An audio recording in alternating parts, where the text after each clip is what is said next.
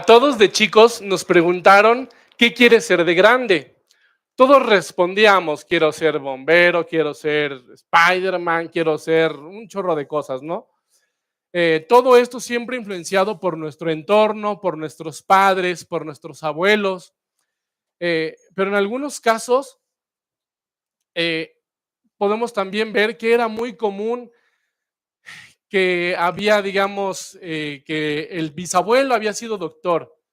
El abuelo había sido doctor, el padre había sido doctor y el hijo había sido doctor, ¿no? Entonces esto era como que, ay, un orgullo generacional. Qué padre era poder decir, ay, mi hijo se dedicó a lo que yo me dediqué, ¿no? De hecho, todos cantamos alguna vez, o bueno, algunos aquí presentes cantamos la canción de Topollillo, yo quiero ser como mi papá. En la canción se menciona a un padre ejemplar, pero lamentablemente no todos lo son. Todos de pequeños buscamos un ejemplo a seguir, alguien a quien admirar. El problema es cuando estos ejemplos no son buenos. Algunos puede que no sean buenos por ignorancia, otros por necedad y otros por maldad. El problema, sea cual sea el motivo, es que seguir esos ejemplos pueden conducirnos a cometer cosas terribles y en consecuencia, pues también no enfrentar esas graves consecuencias. Estas influencias no solo se limitan solo a los temas profesionales, sino también a las creencias, valores, etcétera. Como dijimos anteriormente, todo el mundo está siguiendo algo y todo lo que seguimos tiene un origen, por lo que es necesario cuestionarnos e interesarnos en conocer el origen para poder decidir a quién seguimos, ya que esto es lo que le dará sentido a nuestro propósito y a nuestras vidas, pero sobre todo marcará el camino a nuestra condenación o a nuestra gloria o a la gloria eterna. Es así que Pablo narra su experiencia pasada, dando a notar el origen y consecuencias de esa pasada manera de vivir, con el propósito de hacer entender a los Gálatas la diferencia y la importancia de esta diferencia. Acompáñenme, hermanos, por favor, a Gálatas 1, del versículo 1, y vamos a leer hasta el 14.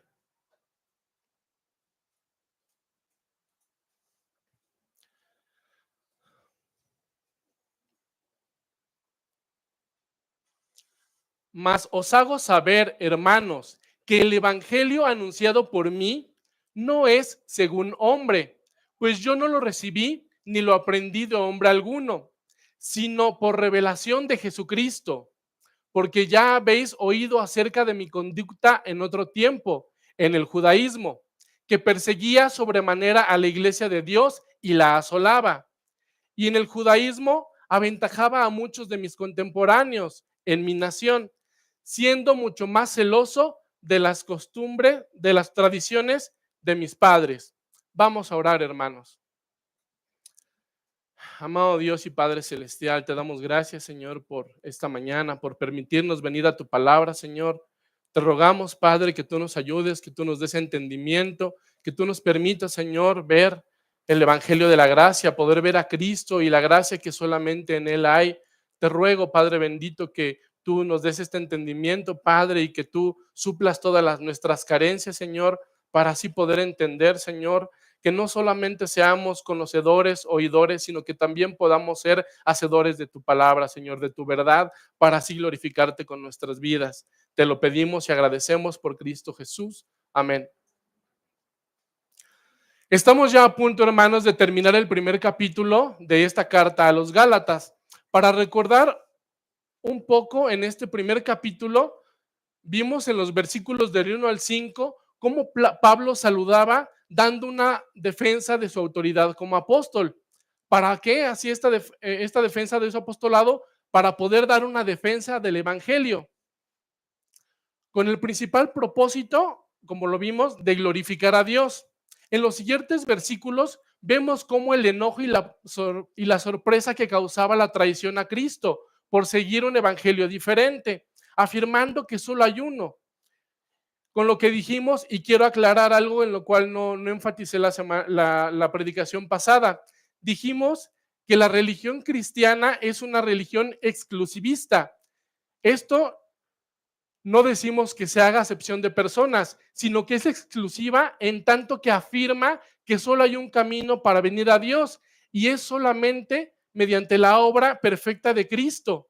Asimismo, vimos la terrible maldición que hay para aquellos que pervierten el evangelio y predican falsos evangelios. Vimos también las sutilezas de los mismos y los engaños de sus ministros. Entendimos que esta maldición implica destrucción total y sin lugar a misericordia. Por último, vimos que el predicar la verdad, es decir, el verdadero evangelio, es ofensivo para la naturaleza caída del hombre, lo cual causará necesariamente conflicto, pero que tenemos que decidir si agradar a los hombres o a Dios. No por evitar el conflicto vamos a evitar el entrar en estas situaciones con las personas, ¿verdad? Que tal vez no puedan estar de acuerdo con nosotros, sino que más bien el amor que tengamos nosotros hacia Dios nos debe de llevar a no en sí mismo buscar el conflicto por querer pelearnos, pero ser entendidos de que esto seguramente nos va a conducir a un conflicto. Como también dijimos antes, la carta a los Gálatas es una defensa del Evangelio de la gracia en Cristo. Misma defensa que hasta este momento ha sido presentada con dureza y preocupación, con fervor, con pasión, dado que al defender la verdad, defendemos a los que amamos. Pablo, al defender el Evangelio, defendía el nombre del que ahora era su Señor y por lo tanto la causa de que ahora su Señor, del que ahora es su Señor. Y no solo lo hacía no lo hacía porque su Señor estuviera indefenso, sino porque él amaba a su Señor. Por otra parte, Pablo estaba defendiendo también a aquellos a quien les había predicado el evangelio de la gracia en Cristo, que era a los Gálatas, y estaban siendo engañados porque uno a quien ama defiende. Y Pablo amaba a sus hermanos de las iglesias de los Gálatas. Para continuar argumentando esta defensa, Pablo nos lleva a cuestionar cuál es la importancia del origen. Todos nos hemos preguntado, y si no lo hemos hecho, deberíamos de hacerlo. ¿A quién debo escuchar y seguir? Seguramente muchos de los Gálatas a los cuales se estaba refiriendo Pablo se hacían esta pregunta. ¿Por qué debemos de escuchar a Pablo y no a los judaizantes, que eran los que estaban introduciendo estos falsos evangelios o estas falsas enseñanzas? Eran los que estaban predicando también a Cristo, pero decían, ok, Cristo no es suficiente, también tienes que circuncidarte. Por este motivo, Pablo comienza la carta citando el origen de su ministerio, como lo vimos en Gálatas 1:1. Pablo, apóstol, no de hombres ni por hombres, sino por Jesucristo y por Dios el Padre que lo resucitó de los muertos. Este énfasis en el versículo 1 también continúa en el versículo 11 que dice, mas os hago saber, hermanos, que el evangelio anunciado por mí no es según hombre. La palabra utilizada para saber pretende hacer un énfasis de afirmación o certificación. Sería como si dijera,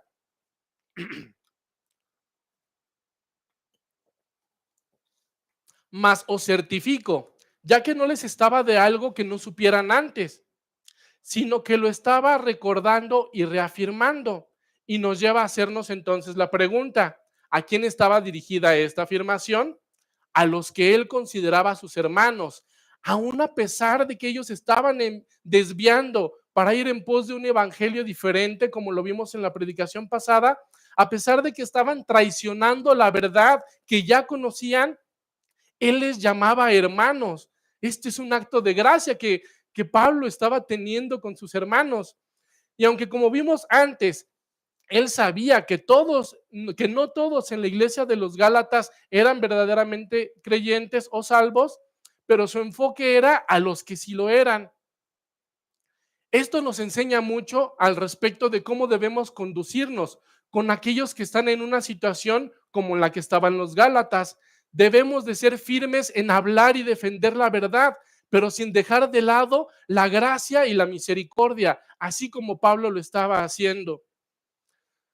La intención de Pablo era llevarlos nuevamente a recordar el origen del verdadero evangelio, el cual no es el hombre. Como dijimos antes, el verdadero evangelio es desagradable para el orgullo humano, por lo cual no pudo haberse originado en ningún hombre. Acompáñenme por favor a segunda de Pedro, capítulo 1, versículo 21.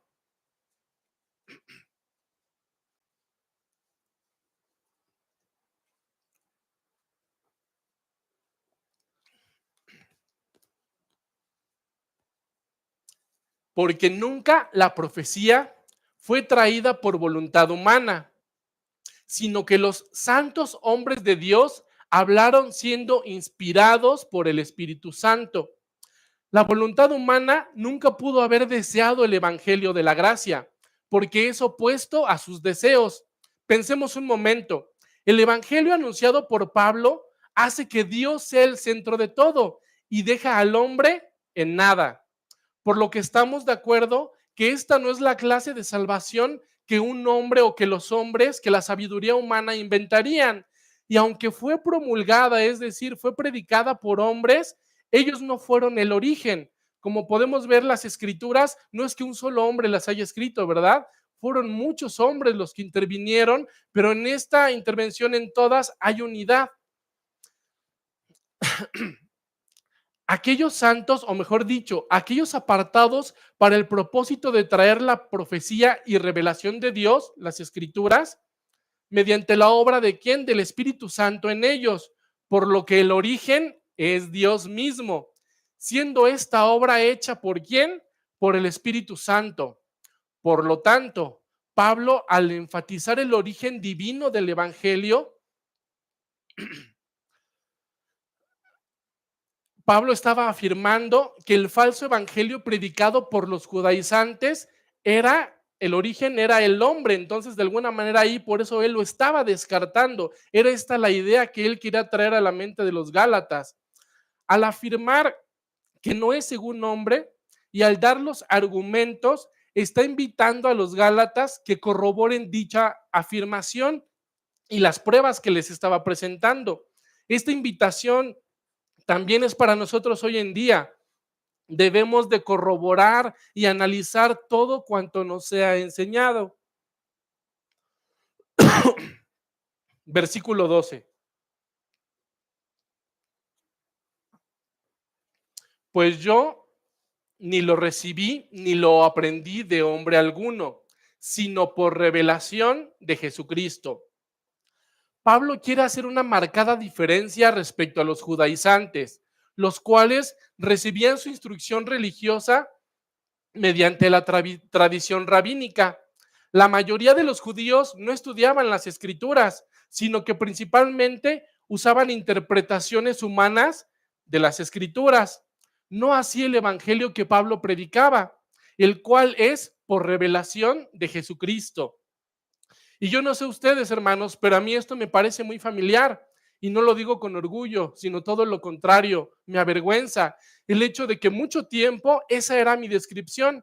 Mi instrucción se limitaba a lo que mis padres me enseñaban, a lo que después un maestro y más tarde un predicador enseñaba.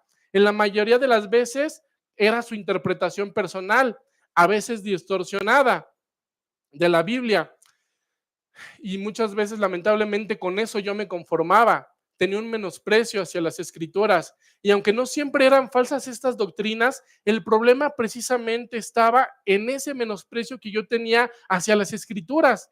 Estaba engañándome a mí mismo. Y seguramente sé que no soy el único que había tenido o que ha tenido esa actitud hacia las escrituras. ¿Cuántas veces no nos conformamos con venir y ocupar un lugar y cantar y que se nos ha enseñado y cuando nos vamos para la casa, ahí se queda la Biblia toda la semana guardada en el estante?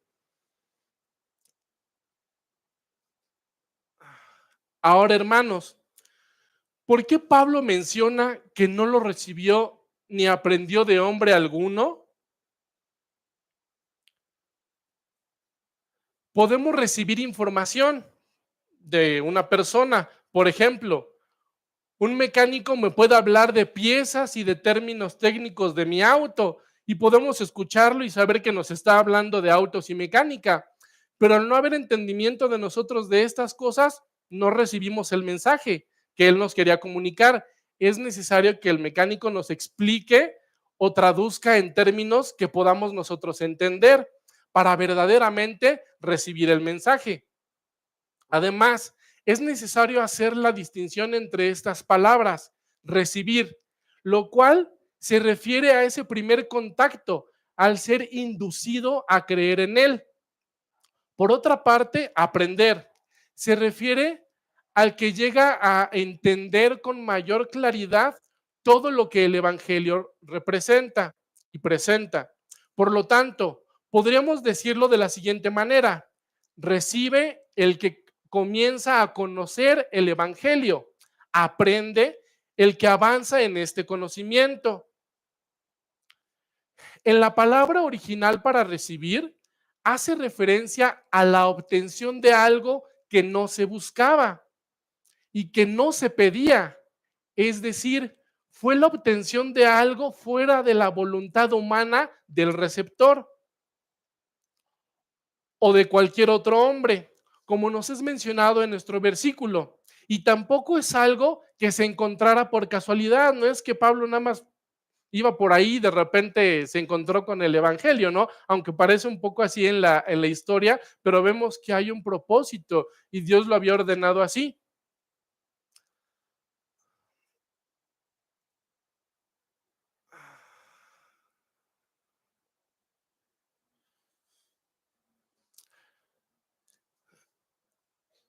Esto también nos enseña que al no estar involucrada la voluntad humana, está sujetamente a la voluntad del que lo entrega, del que lo da.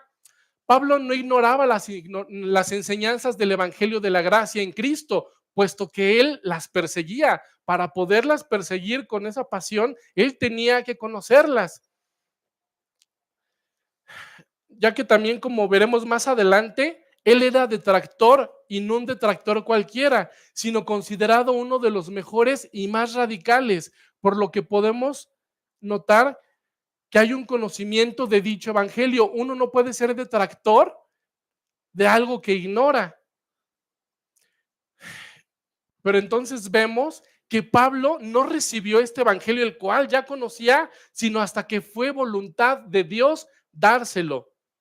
Si alguien verdaderamente recibe el Evangelio, no es sino por la obra del Espíritu Santo. Es Dios quien nos provee del Evangelio, en el sentido en que es Él quien nos permite entender, abriendo nuestros ojos a su verdad.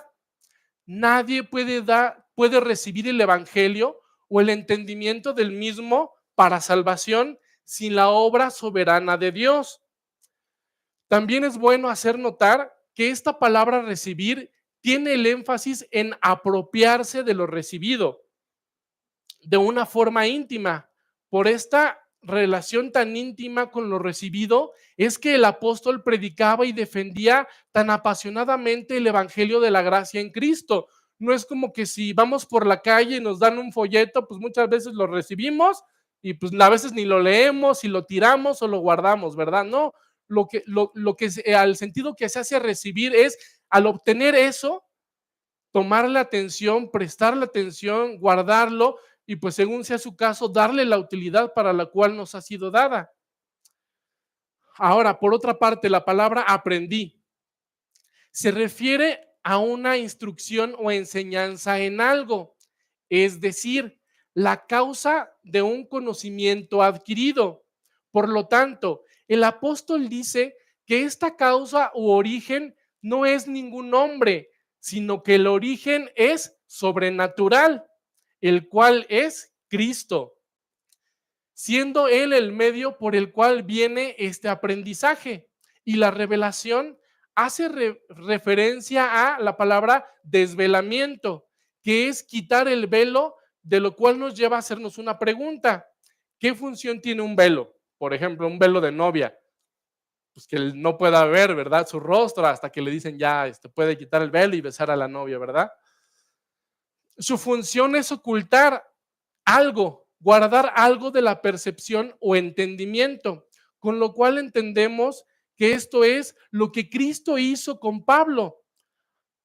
Aun cuando Pablo conocía las enseñanzas de los apóstoles, no podía entenderlas porque estaban veladas para él, hasta que tuvo ese encuentro con Cristo, el cual no solamente quitó el velo, sino que lo instruyó en este nuevo conocimiento y entendimiento.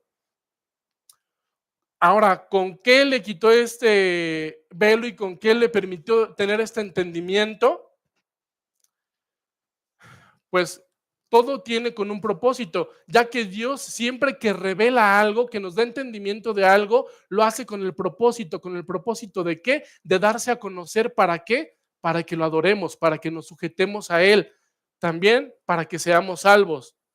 Solo Jesucristo puede quitar este velo, solo Él puede traer esta revelación de la gran salvación que hay en Él.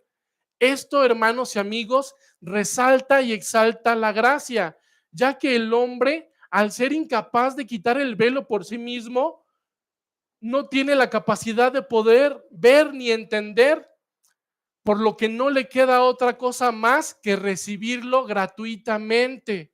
Es por eso que la salvación es por gracia, es algo de lo cual nosotros, como vimos antes, no es algo que yo ando buscando, o es algo que yo deseo. La gracia es algo opuesto a lo que un corazón no regenerado desea. Es lo opuesto a lo que un corazón que ama su pecado desea. No queremos acercarnos a Dios. Sin embargo, la gracia transforma nuestra voluntad y nos hace anhelar lo que no queríamos en otro tiempo. Acompáñenme a ver cómo es que Cristo quitó el velo de Pablo. Vamos por favor a Hechos 9, del versículo 1 al 6.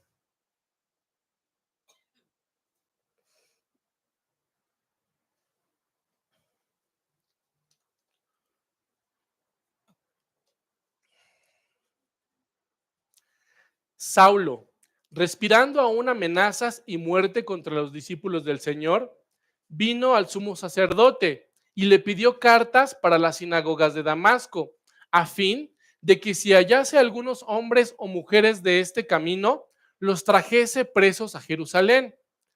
Mas yendo por el camino, aconteció que al llegar cerca de Damasco, repentinamente le rodeó un resplandor de luz del cielo, y cayendo en tierra, oyó una voz que le decía: Saulo, Saulo, ¿por qué me persigues?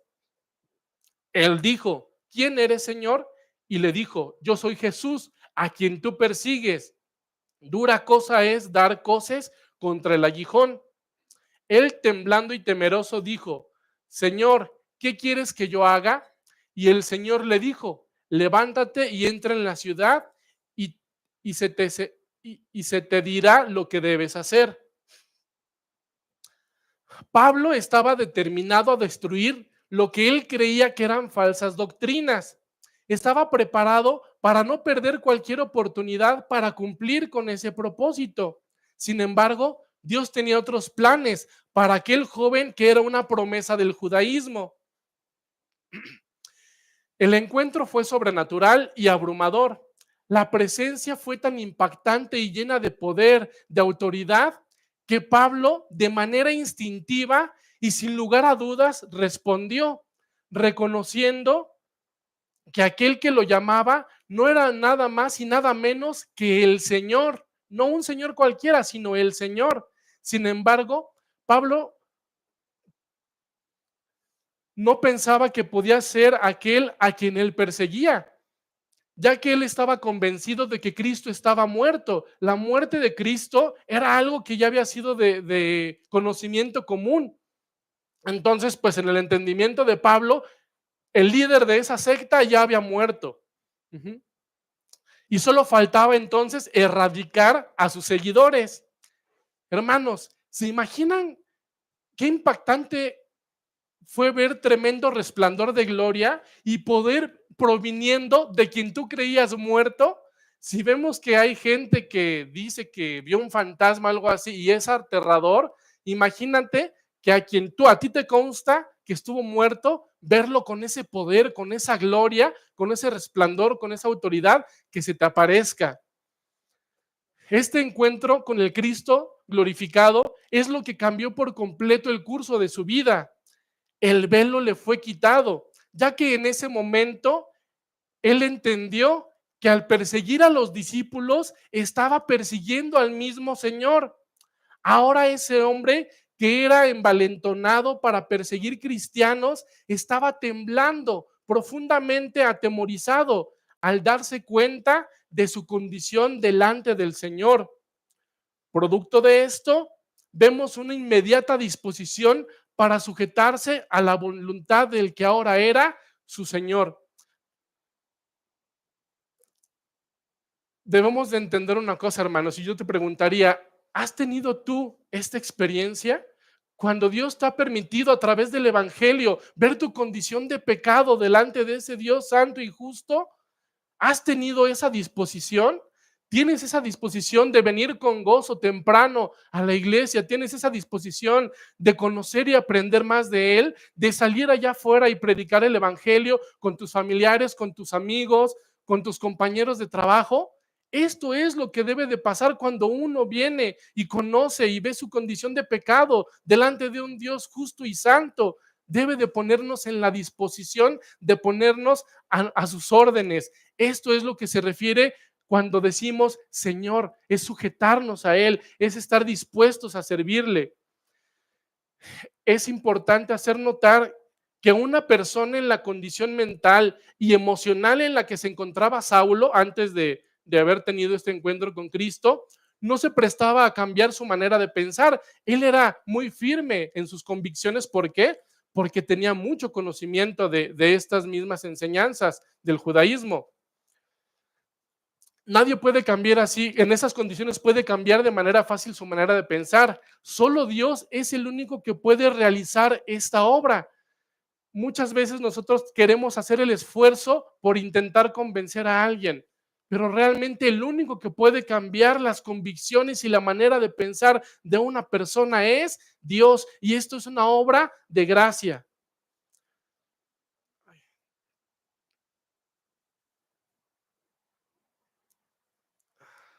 Denme un segundito porque se me movió aquí.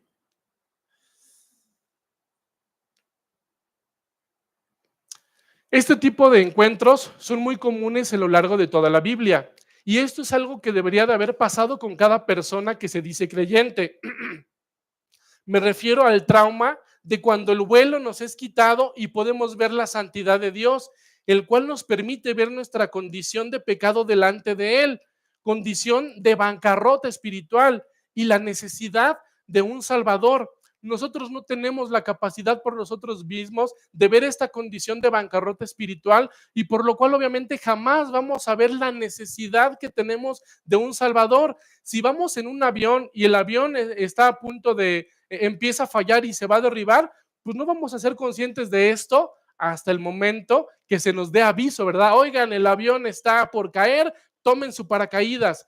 Si nada más se acercan a ti y te dicen toma un paracaídas y no te explican el por qué necesitas el paracaídas, pues tú vas a decir, pues yo para qué quiero esto, no agarro y lo pongo aquí a un lado. Sin embargo, si nos es de nuestro conocimiento que el avión se va a estrellar, te lo dan inmediatamente, lo vas a agarrar y te lo vas a poner y lo vas a usar. De esta forma, el apóstol enfatiza y aclara que el origen del Evangelio de la Gracia no tiene que ver con la voluntad humana, y lo hace exaltar el origen que es la revelación de Jesucristo. Entonces, esto nos hace hacer la pregunta, entonces, ¿qué pasa cuando el origen no es divino, sino que es humano? Acompáñenme por favor al versículo 13.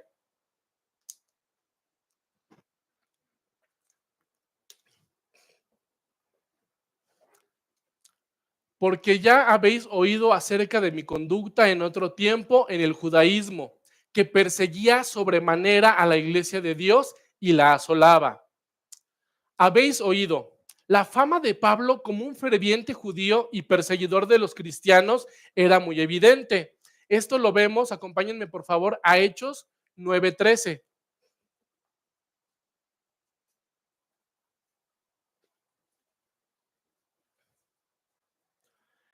Entonces, Ananías respondió, Señor, he oído de muchos acerca de este hombre. ¿De quién? De Saulo, ahora conocido como Pablo. ¿Cuántos males ha hecho a tus santos en Jerusalén? El servicio de Pablo, o bueno, en aquel entonces Saulo, a la causa judaizante era famoso, no solo por su devoción, sino también por sus métodos y porque en verdad representaba un peligro para todo creyente.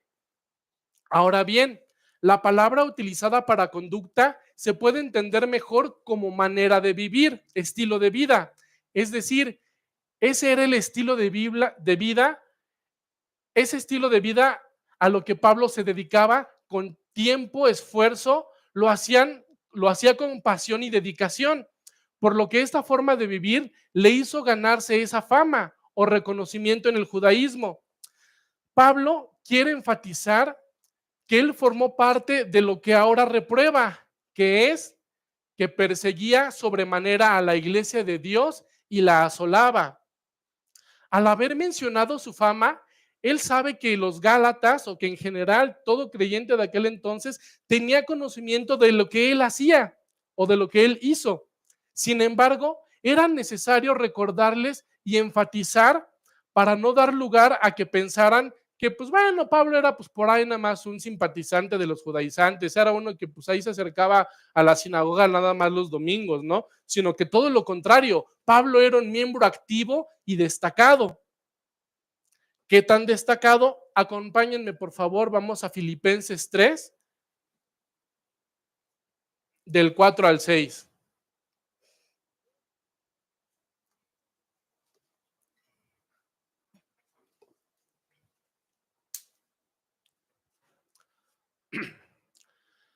Aunque yo tengo también de qué confiar en la carne, si alguno piensa que tiene de qué confiar en la carne, yo más, circuncidado al octavo día, del linaje de Israel, de la tribu de Benjamín, hebreo de hebreos, en cuanto a la ley, fariseo, en cuanto al celo, perseguidor de la iglesia, en cuanto a la justicia que es en la ley, irreprensible.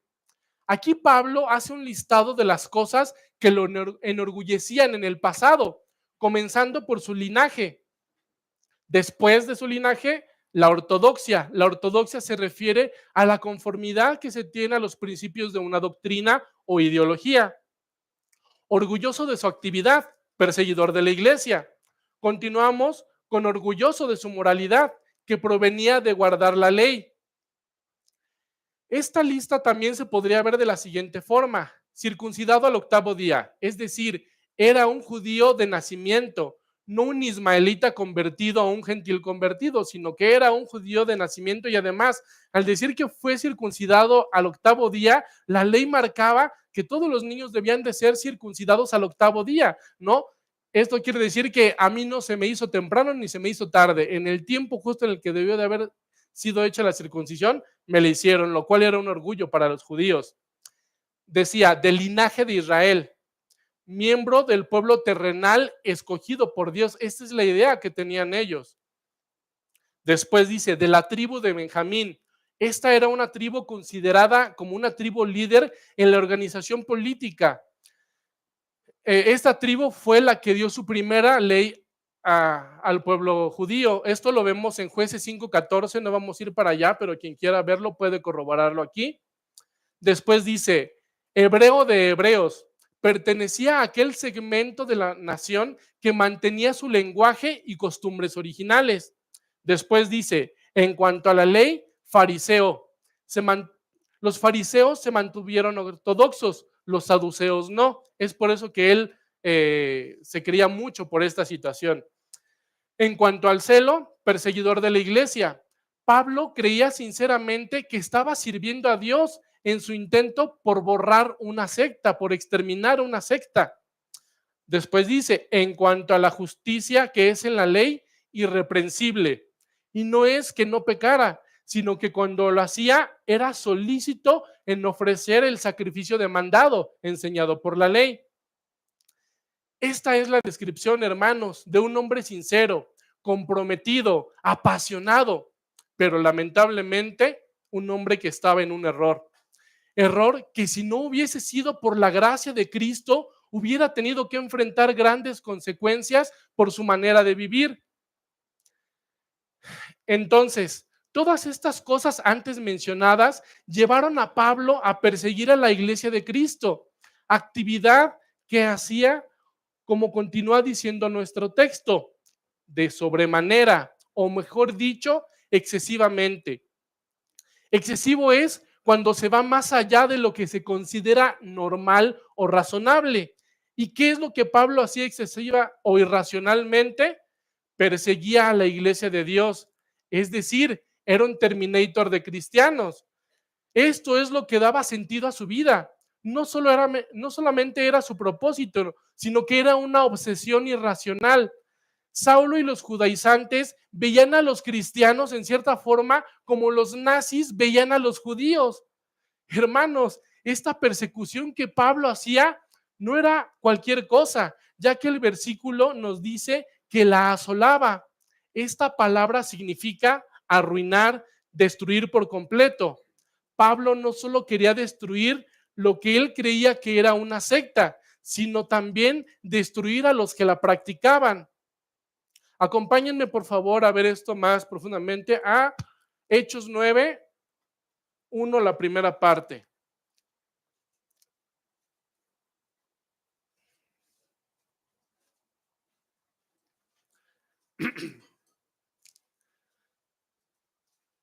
Saulo, respirando aún amenazas y muerte contra los discípulos del Señor. La palabra usada aquí para respirar se refiere a una respiración profunda, agitada. Esta es la descripción de una respiración que tiene alguien cuando está enojado, así de, a punto de atacar. También podemos entender que la respiración es algo necesario para vivir, con lo cual podemos entender que el amenazar y matar a los discípulos de Cristo era una necesidad para él. Es decir, Saulo tenía una necesidad apasionada e irracional, llena de odio contra los cristianos. ¿Esto para qué?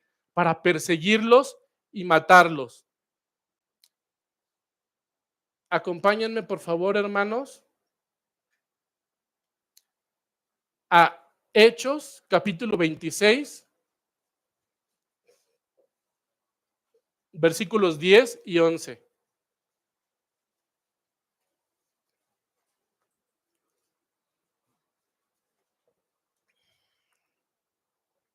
Lo cual también hice en Jerusalén.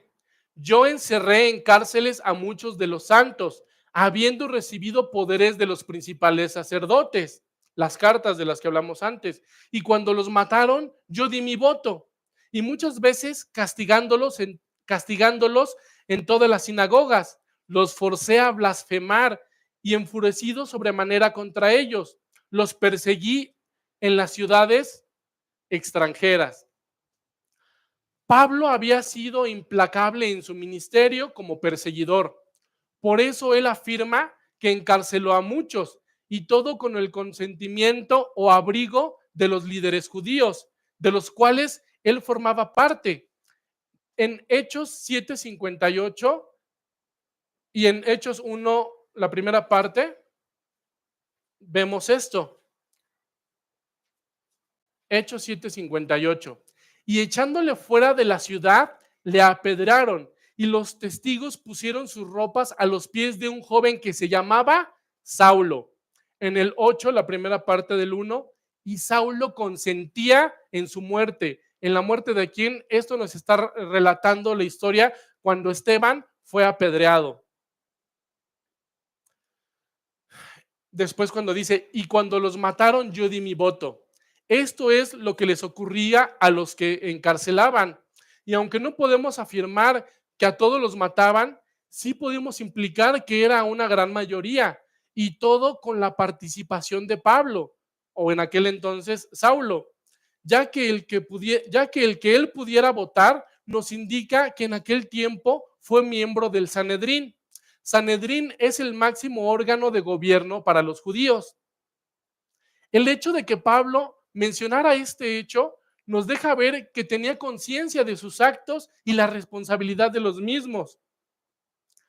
Pero eso no fue todo. Él menciona que los castigaba, aunque sería mejor dicho o traducido como que los torturaba.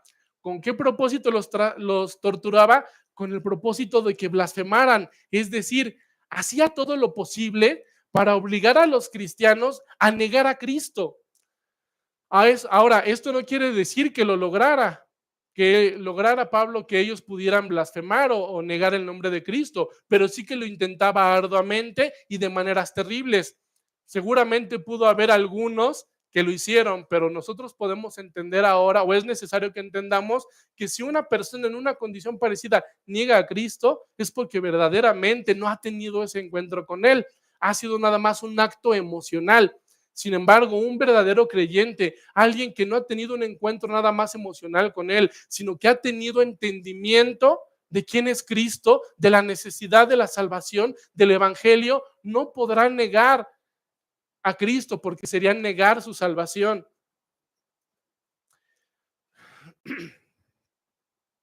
Y también, si algún cristiano pensaba que fuera de Jerusalén y de Judea estaba a salvo, como lo vemos en Hechos, no era así, no había lugar seguro, ya que Saulo lo perseguía aún en ciudades extranjeras. Es por esto que no es chiste o broma cuando dije que Pablo era un terminator de cristianos. Su propósito era exterminar la iglesia de Cristo y al parecer con la mayor crueldad posible. Esto se refiere cuando dice la asolaba. Al ver estas verdades tan duras, no podremos dejar de hacernos la pregunta, ¿qué haríamos ante tal persecución? Hoy en día cualquiera, por emoción o por moda, se dice cristiano y vemos mucha gente haciendo muchas profesiones de fe a la ligera.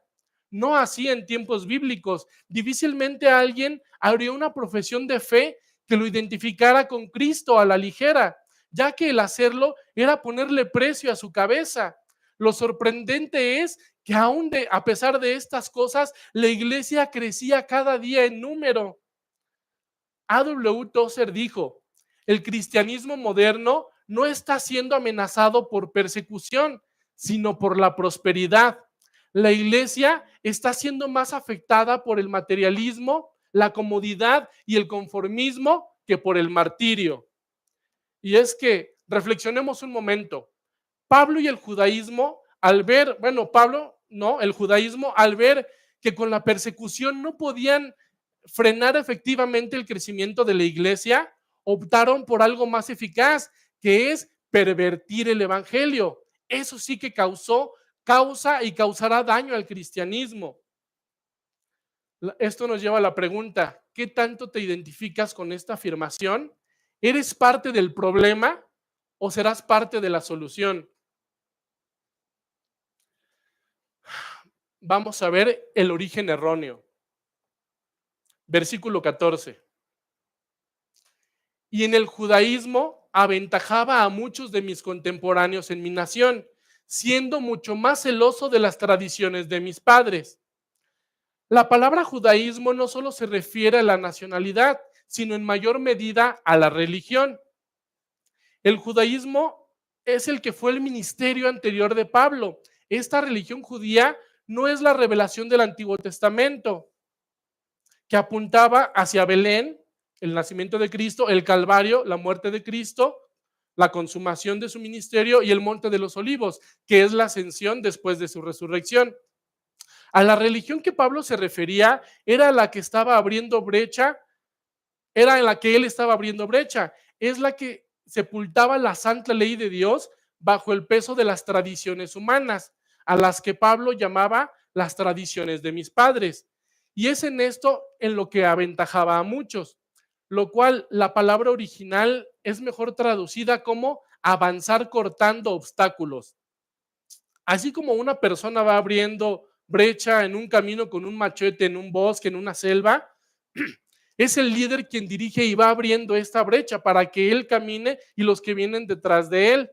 Entonces podemos entender que era Saulo quien abría el camino para que avanzara el judaísmo. Bueno, no Pablo, cuando era Saulo. Y dijimos antes las terribles cosas que hacía para hacerlo. En todo esto vemos un celo intenso, pero equivocado, lo cual en su tiempo provocó un amargo remordimiento cuando descubrió que estaba en un error. Sin embargo, ese amargo remordimiento fue convertido por gracia en un genuino arrepentimiento. De nada nos sirve tener remordimiento de nuestro pecado, de las cosas que hemos hecho, de lo que a veces nosotros solemos minimizar y decir solo fue un error. De eso de nada nos va a servir, sino por la obra de gracia en Cristo, ese remordimiento es convertido en arrepentimiento. Ahora, ¿a quién aventajaba en todas estas cosas que ya hemos dicho? A sus contemporáneos, es decir, a los que se encontraban con él en ese momento de la historia. Esto abarca a los ancianos y líderes, representando la sabiduría y experiencia, pero también a los jóvenes que tenían la fuerza y el ímpetu en estas cosas. A todos ellos, él les aventajaba.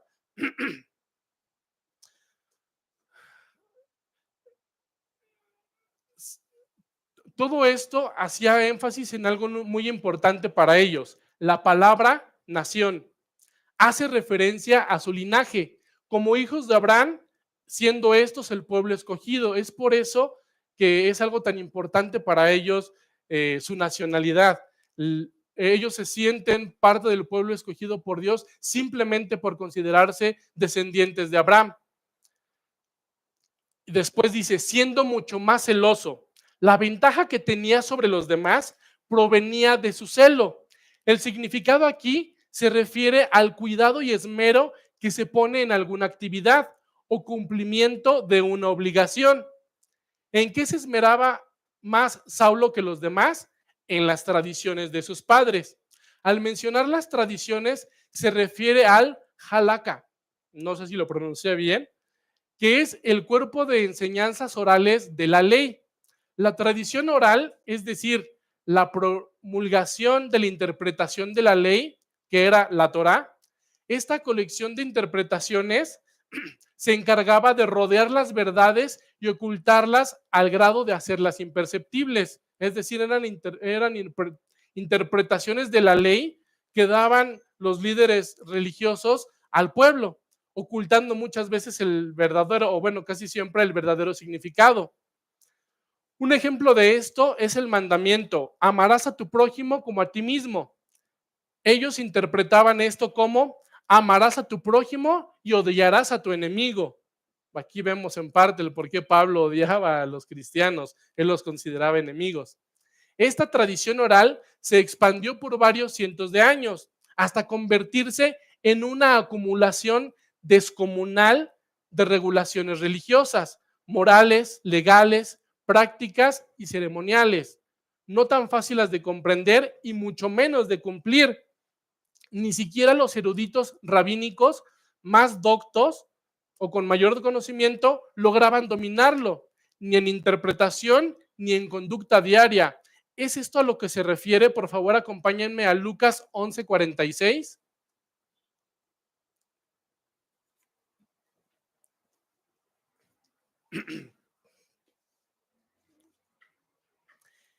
Y él dijo, ay de vosotros también, intérpretes de la ley, porque cargáis a los hombres con cargas que no pueden llevar, pero vosotros ni aun con un dedo las tocáis.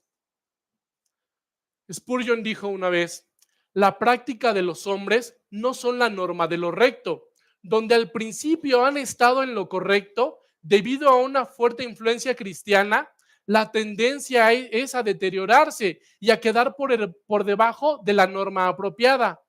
El hábito y la práctica antigua y la universalidad de lo malo, al final permiten a los hombres llamar a lo falso verdadero y a lo malo bueno.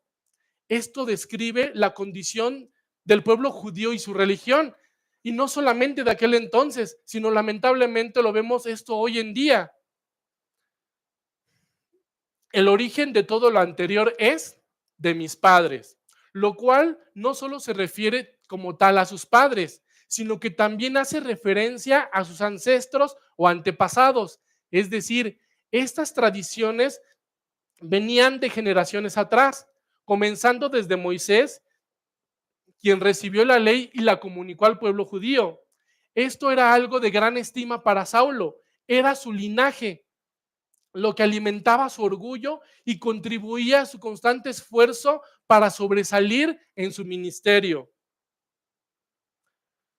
Como vimos antes, si había un judío ejemplar, ese era Saulo, y el serlo también era la forma en la que él buscaba enorgullecer a sus padres y ancestros. Saulo creía sinceramente en las tradiciones y en todo lo que se le había enseñado. Él amaba estas cosas, por eso el celo con el que él las guardaba y defendía.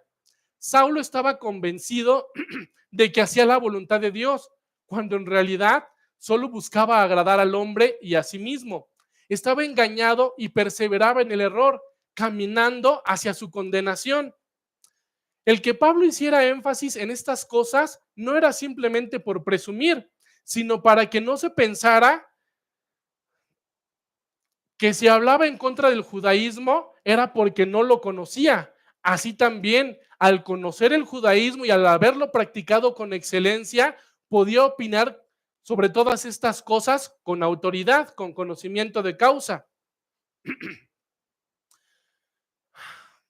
Pablo, desde el comienzo de la carta, hace énfasis en el origen de su apostolado, de la autoridad del mismo, el origen de la gracia y por lo tanto del evangelio, así como el origen de la única forma de ser salvo y por consiguiente, para poder exaltar el origen de su nuevo ministerio, expone primero el origen de su antiguo ministerio, exponiendo el error al mostrar que dicho ministerio provenía del hombre.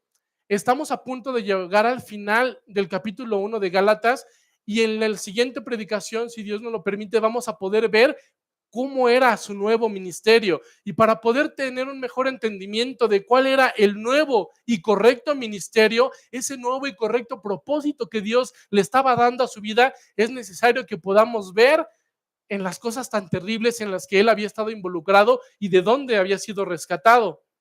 Pablo nos habla de cómo es creer y servir a una religión que no proviene de Dios.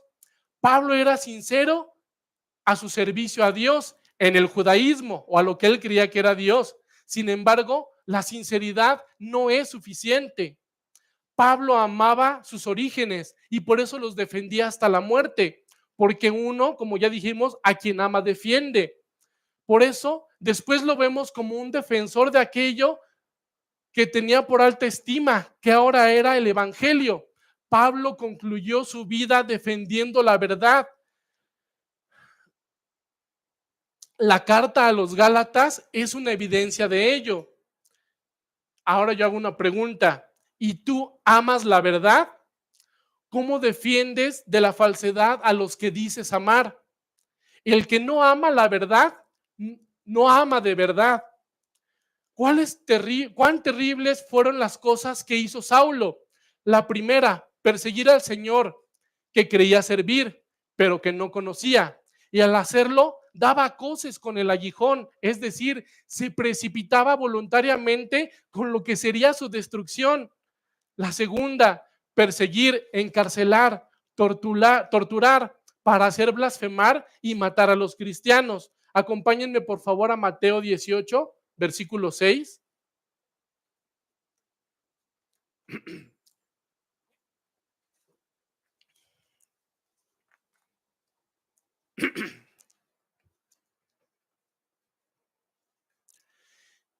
Y cualquiera que haga tropezar a alguno de estos pequeños que cree en mí, mejor le fuera que se le colgase al cuello una piedra de molino de asno y que se hundiese en lo profundo del mar.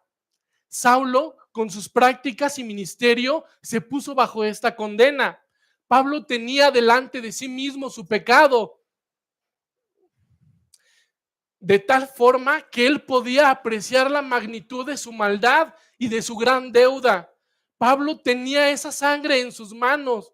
No me puedo imaginar la grande aflicción que sentía en su corazón por haber actuado de esta forma. Seguramente, al ver la magnitud de su pecado, creía imposible ser salvo.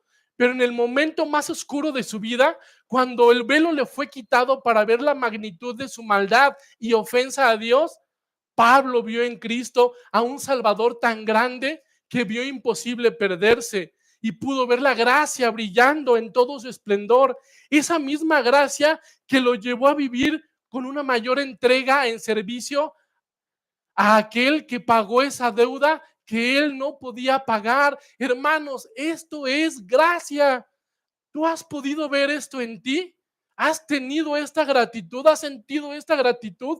¿Te has podido ver merecedor de la ira justa de Dios? Si no lo has hecho, estás en la condición que estuvo Saulo. Pablo, a lo largo de su nuevo ministerio, con esta nueva vida que obtuvo en Cristo, nunca perdió el asombro en cuanto a la gracia y misericordia que Dios tuvo con él, habiendo hecho lo que hizo y expresado, y esto lo hemos expresado, por favor, vamos a Primera de Timoteo,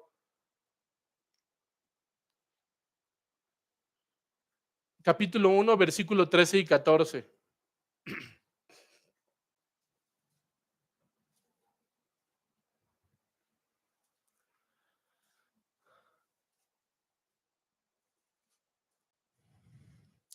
Habiendo yo sido antes blasfemo, perseguidor e injuriador, mas fui recibido a misericordia, porque lo hice por ignorancia en mi incredulidad. Pero la gracia de nuestro Señor fue más abundante con la fe y el amor que es en Cristo Jesús. Aquí Pablo le estaba explicando a Timoteo, le habló al respecto de cuál había sido su pasado, pero estaba exaltando esa gracia y esa misericordia que había recibido en Cristo Jesús, que había transformado su vida, por la cual Pablo había entregado ahora su vida a este servicio y estaba invitando a los demás a que sirvieran de esta misma forma, a que vinieran a esa gracia. Esta es la clase de asombro que deberíamos de tener nosotros también al ver nuestro pecado y al ver la grande salvación que hay en Cristo. Esta gracia también genera muchas cosas más que no quiero dejar de considerar. ¿Te imaginas cuál sería el impacto de alguien que fue perseguido por Saulo y pudo escapar? O peor aún, ¿cómo sería si para una persona que perdió a un hijo, a un esposo, a una esposa, a un amigo, a manos de Saulo, el saber que ese ser querido tuyo fue encarcelado, torturado y hasta muerto por causa de Pablo? Y ahora saber que es tu hermano en la fe, que no solo esa persona que hizo eso con tu ser querido es ahora creyente, sino que además expone su propia vida y la entrega para predicar aquello que alguna vez buscó destruir. ¿Se imaginan ese impacto? Voltea a tu izquierda y voltea a tu derecha. Imagina que esa persona que está a tu lado sufrió este destino. Tú podrías amar y recibir como hermano a alguien que hizo estas terribles cosas con el que está a tu lado, que seguramente es alguien a que amas. Hermano, aquí también es donde brilla la gracia, es perdonar lo que puedas pensar imperdonable en otros, porque Cristo perdonó a ti una ofensa infinitamente mayor. Es solo la gracia de Cristo que por la cual somos capacitados a amar aún a nuestros enemigos, porque nosotros fuimos enemigos como Pablo, pero por esa sublime gracia fuimos hechos hijos. Esa misma gracia seguro volvió locos y rompió la cabeza de muchos judaizantes al no tener cómo explicar cómo el más famoso de sus representantes se convertía ahora en lo que una vez juró destruir. Más adelante en nuestro texto, Pablo menciona que era celoso. Podemos entender que solo uno puede celar lo que ama o que considera propio o valioso. Es así como Saulo veía el judaísmo y ahora Pablo veía el cristianismo. Después, al mencionar el origen, el cual es las tradiciones de sus padres, podemos pensar que sus padres y ancestros estaban orgullosos de Saulo, tal vez no así de Pablo, pero como dijimos antes, Pablo ya no quería agradar a los hombres, sino a Dios. Acompáñenme por favor a Mateo 10:37.